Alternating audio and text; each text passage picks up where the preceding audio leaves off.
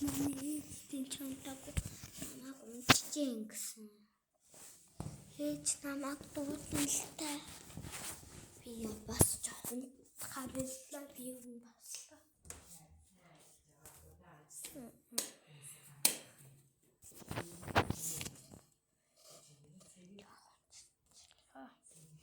Жоохон чичлээ би.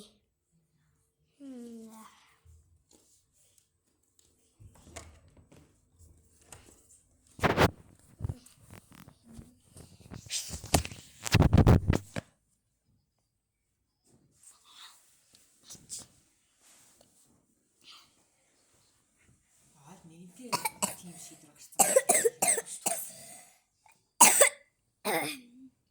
Яа. Тэ нэгэнтээ тийм шийдвэр гаргасан бол тэгэл өөрөө орно. Тэр бол шууд тэмцэл болсон. Юу яа гэж ярьж байсан. Асаа тэр гарыг ч гэж ярьжсэн. Тэгээд ер нь